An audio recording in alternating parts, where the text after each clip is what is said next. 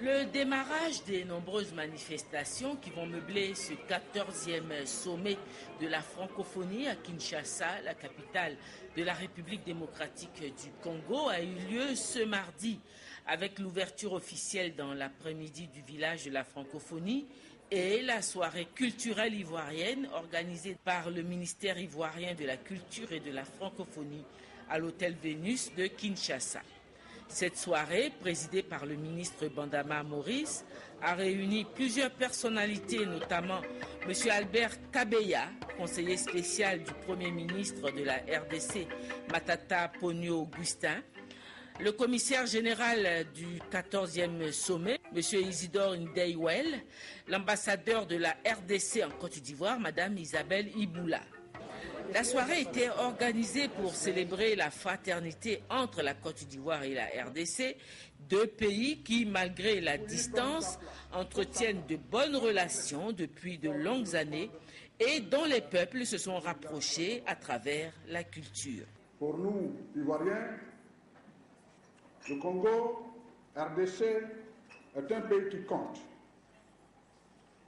À raison de sa richesse multiforme et principalement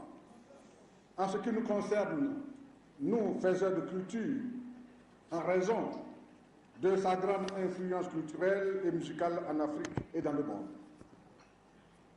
Depuis nos enfances,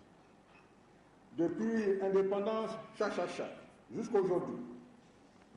nous avons plaisir et bonheur à écouter ou à danser au pas et air de la musique congolaise, à nous ouvrir au monde, à rêver ensemble avec des sœurs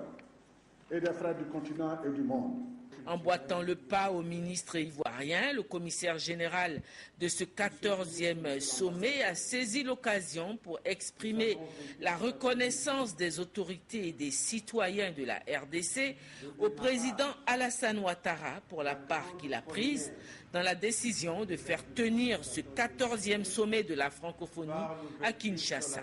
Au moment où les bien-pensants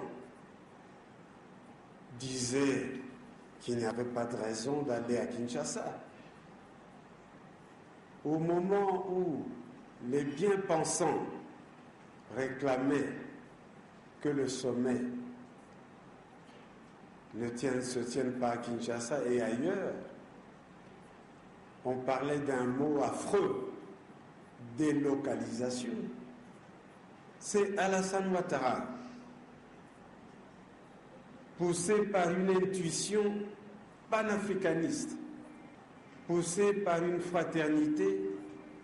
qui fait chaud au cœur, va lancer ses cris « Moi, j'irai à Kinshasa ». Le ministère de la Culture et de la Francophonie, avec le concours de l'ambassade de Côte d'Ivoire en RDC et son premier responsable, son Excellence Joachim Amviré, ont concocté à l'intention de leurs nombreux invités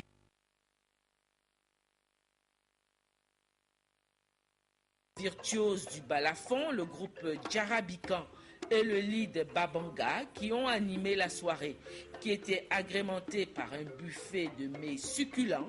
la projection d'un film documentaire au titre évocateur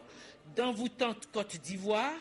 une présentation de somptueux modèles de la styliste ivoirienne Michel Yakis par de belles jeunes mannequins ivoiriennes, un numéro de l'humoriste qui monte en ce moment à Abidjan le Magnifique et une prestation de Betika, artiste chanteuse en vogue. Et puis pour marquer cette fraternité qui s'est tissée au travers de la culture entre la Côte d'Ivoire et la RDC, le ministre Bandama Maurice a décerné des diplômes d'honneur à 5 artistes de la RDC, des artistes qui se sont attachés à la Côte d'Ivoire et qui ont influencé la création musicale ivoirienne. Il s'agit de Taboulé Rochereau, Biliabel, Barbara Kanam, Fali Poupa et Tchalamwana présentes à la soirée.